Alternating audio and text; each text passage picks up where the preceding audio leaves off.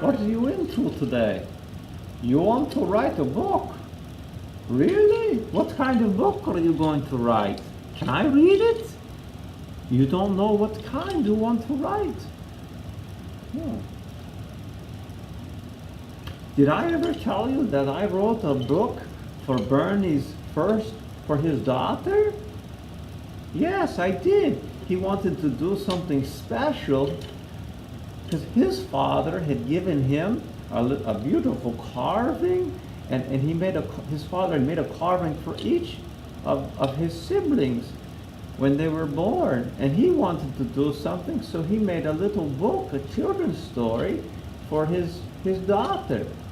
But I helped with all the pictures and things like this, the writing. Yes. So I could maybe tell you a little bit about writing a book. I think maybe the hardest part is the writing portion. You know, to get an idea, you know, you can, like Bernie says, you don't always see a deer when you go hunting. They don't show up just because you have a gun in your hand. Oftentimes, more times than not, you see deer when you're not hunting deer. Same is true with inspiration. Lots of times inspiration shows up at random places when you're not looking for it. So you have to learn to start to pay attention to your good thoughts and write them down. Write them down while you have them. It might hit you when you're walking in the park. It might hit you when you're in the bathroom. You'll never know. That's the way it works for me. I don't know if it's because my mind is blank or if my mind is roaming and gets good ideas, but sometimes that's how it is. Just write that good idea down. And then once you really get into the writing idea, you might have to do a rough draft and then another draft to make it better. It's hard to keep your main plot, your main focus, and not have a million little side tangents. So you write it and then you divide it up into how many pages. Say it's a 10-page story, you have to divide it up, and then you need a picture for each page. A 10-page story, children's book. And then if you have extra time, you could even put a little cover on it. You know, here is his cover, and the one that we did, and little dedication page to the daughter. You know, the pictures really help. The illustrations are so key to a children's book. Lots of times when you think of art, it's not an illustration for children's stories. It's more about being very colorful, expressive, oftentimes cartoonish. It's really developing your own style. Draw the characters over and over again so they kind of have their own life to them. This really, really helps. So the great thing about pictures is they can help tell the story. You might say, the old farmer, you write that, and people don't, well, but then when they look at the picture, they say, oh, that's a 90-year-old farmer. He's ready for the rocking chair. Or, oh, that's a 55-year-old farmer. He's still out there chopping wood and shoveling horse poopy. He's going to be at this a while.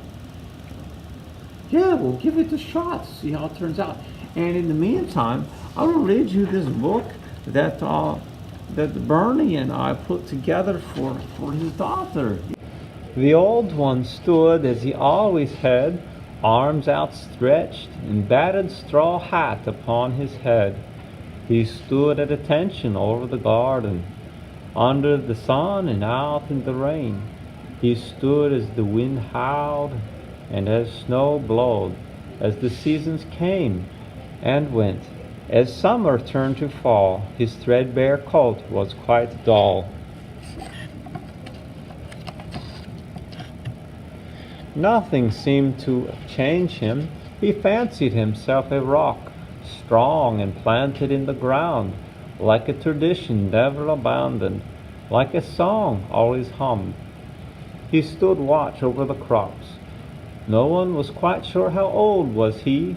One thing was certain, he was way past 93. A man of honor was he, but alone, alone for years, but standing still. One day, a bird landed on his hat, and he laid on it a piece of grass. The grass pile grew as she busied herself. A nest took shape. The old one barely paid heed, for he was tied to his job and kept his eyes on the ground.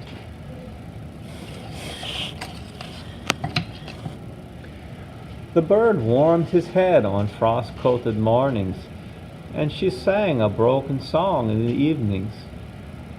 One day a tap, tap, tap could be heard way up on top of his head. He thought to himself, "This is it. I'm falling apart. Why, just last year I lost my nose. If I keep this up, I'll be dead." There it was again. Tap, tap, tap. Crack. That sound was followed by another sound. Chirp, chirp, chirp. It was a baby bird, and it was followed by another. He would have smiled, but his mouth was painted on.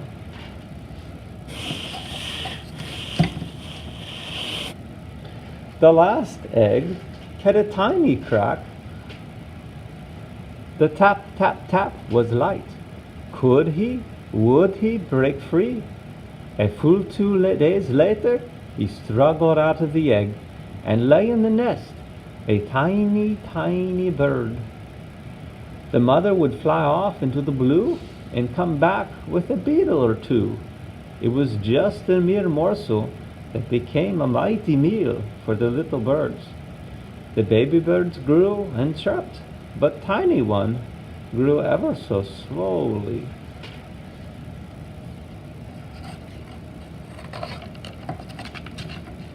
It was a calm Sunday morn when all the baby birds took to flapping their wings.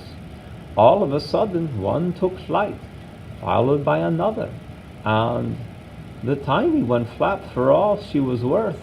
She chirped out to the others, but they were off hopping from the spinach over to the peas in pursuit of a caterpillar under the leaves. Soon they were gone from sight. Baby bird looked about. No sign of mother either. As the shadows grew long, the air turned cold. As baby bird huddled in the nest, a feeling settled in that she had never felt. There was no one around but her in the nest, in the hat. The days passed by, and baby bird grabbed up the chance bug and fly that buzzed by. Some were tasty, and some were nasty. She searched the sky, but mother never came.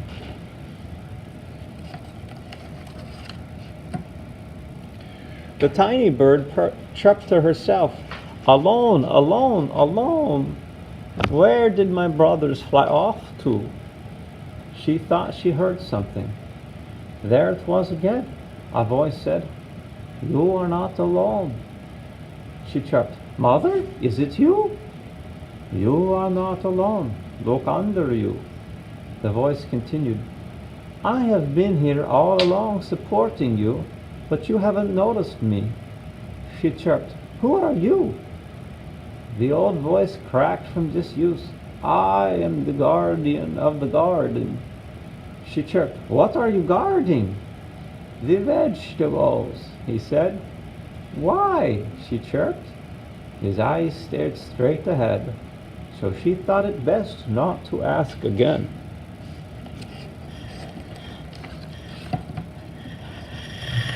The next day she watched the ducks swimming on a pond.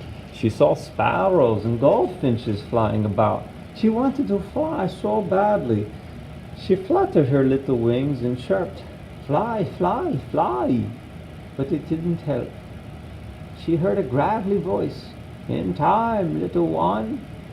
She chirped back, "My brothers have long since flown the nest. Why can't I?" The voice said, "For everything there is a season. Maybe it's not your season yet."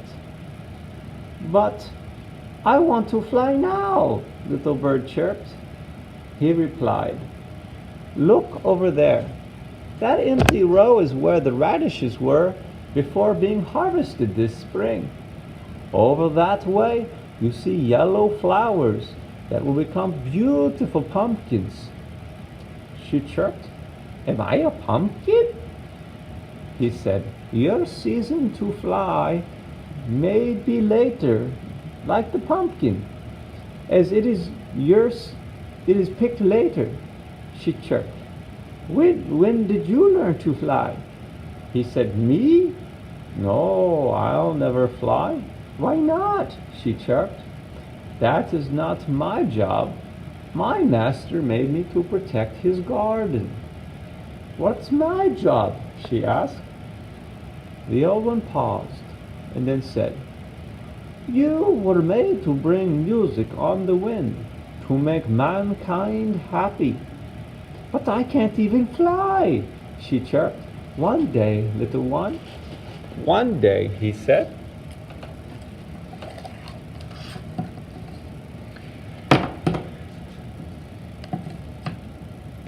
Days passed and many birds come to rest on the shelters of the old one. They shared the stories they liked best of the great big world's fun. The goose called out to the little bird, you're missing out. There's a big old flock of ganders down at Mr. Martin's pond, raising a ruckus without us. As she flew off, she added, plenty of food to go around, just a laying there. A short time elapsed when pow, pow, pow echoed down the valley. The little bird jerked up and cried out, what was that? The old one said, the decoys and corn were set out by hunters. She chirped, why would they want to do that? It was set to lure the geese in and make their hunt easier, he responded. He continued, this world is full of dangers. Hunters by day, foxes in the evening, owls by night. You need to learn much to stay alive. You can learn from others, or you can learn the hard way from your own mistakes.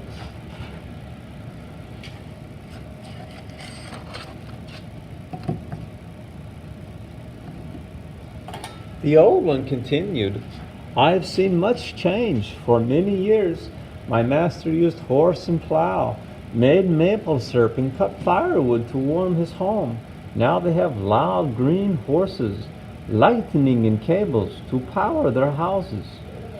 That's what I want to see, the new stuff that the mockingbird tells me of. Moving pictures in a box, thousands of sunflower seeds in a tiny houses, chirped the little bird. The old one countered, don't be quick to fly after the free and easy, or follow every wind where it blows. For you may forget where the real food grows, upon the thistle tops, and in the grass it hops.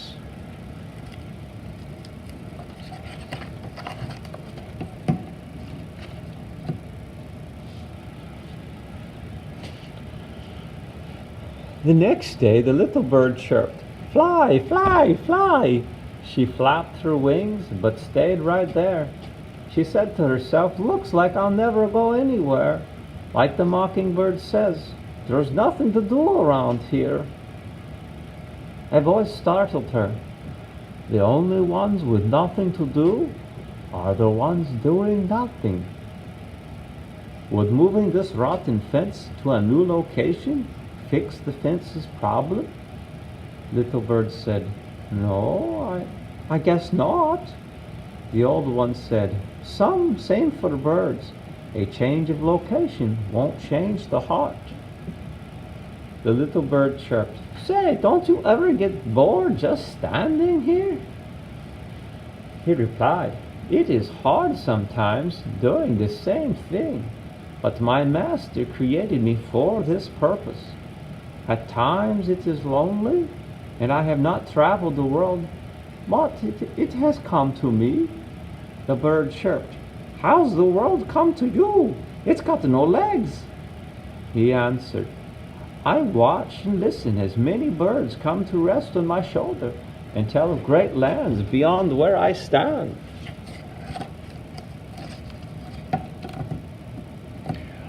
He continued, I have watched worms wiggle in the earth, great stars fall into it.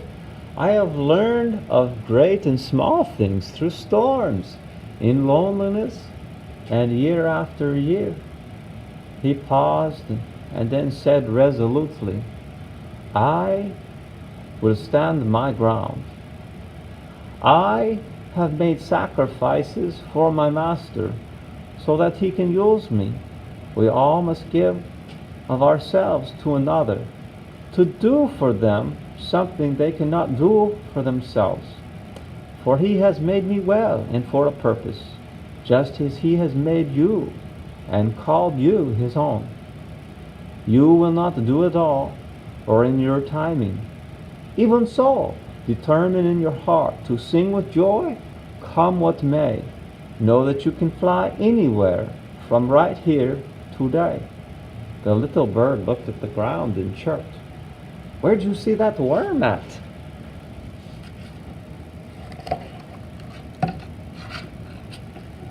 The next morning, the little bird was up at dawn.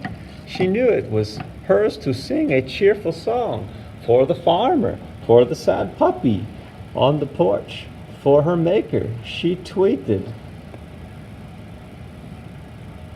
For the sad puppy, she tweeted, chirped and sang her little heart out.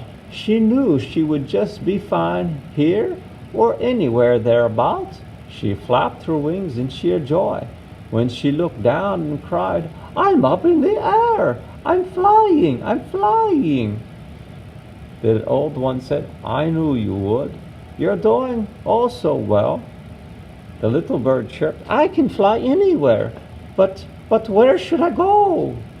He replied, start out. Take my words with you and do as I have said. She chirped, but I can't leave you here all alone. You're all I know. Besides, there are hunters and foxes out there. He replied, truth be told, there are dangers right here. So go and do for others what they cannot do for themselves. She chirped, I'll miss you. Off she flew into the sky so blue. The seasons changed more slowly, or so it seemed to the old one. The snow blew in, and he shivered under his coat quite thin. This was the hard season, with so little to do. He closed his eyes and pictured the farmer hoeing and planting seeds. The birds sang a sweet song. Of course, his dearest little bird sang along. Finally, daffodils began to flower and thrive. The farmer and grandchildren did arrive, armed with seed packets, a rake and hoe. The tiny seeds, quick and strong, they did grow. It was sure to be a good year, with no early frost to fear. But alas, something was amiss. Every time he looked from here to there, he found a new leaf had been nibbled on. Even whole plants were gone. He waved in the wind all the more. He watched oh so close, but the garden was doing quite poor. One day the farmer did see the wild critters had taken their toll on the broccoli, Brussels sprouts, and the celery. He scratched his head and patched up a hole. It worked for a while, but soon the insects came and ate much of what remained. The old farmer and his wife were back in a week.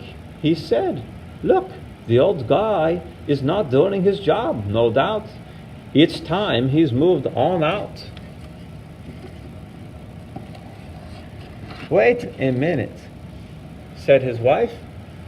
All around him things are going great, but beyond his sight it's been nearly all 8.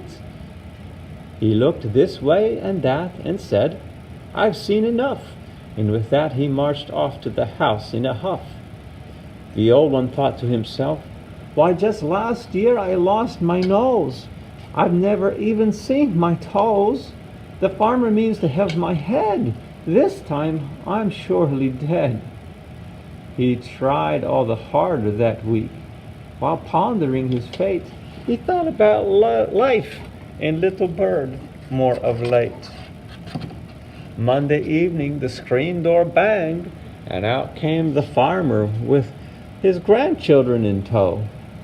The farmer strode right up and looked the old one over. He said, "His coat is worn thin, his hair is gray. We mustn't for one moment more delay."